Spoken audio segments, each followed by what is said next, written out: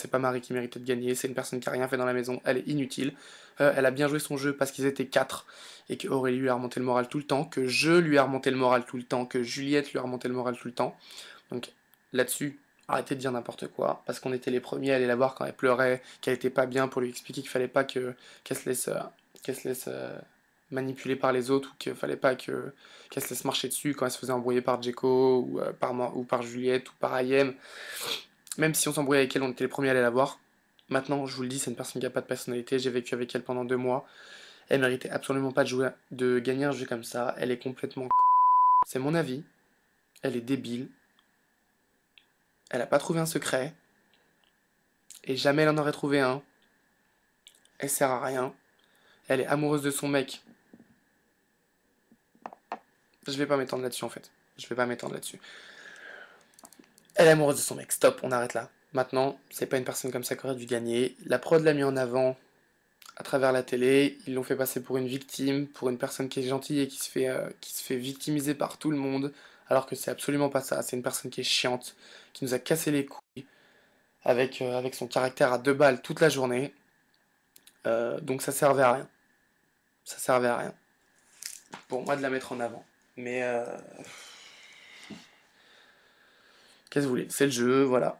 Mais je continuerai à dire qu'elle méritait pas de gagner et que Djeko méritait 1000 fois plus de gagner qu'elle. Ensuite Aurélie, ensuite Geoffrey, ensuite Marie en dernier. Marie, pour moi, je la voyais pas en finale, je la voyais sortir dès la première semaine.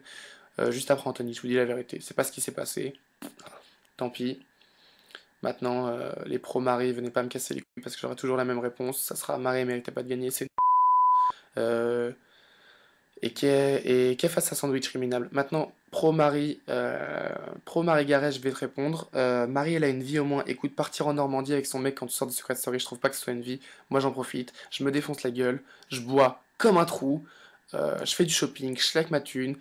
Je m'achète un Mac. Je m'achète un iPad. Je m'achète un iPod.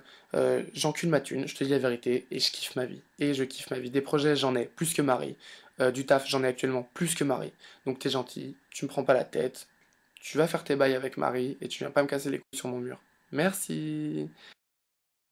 T'es.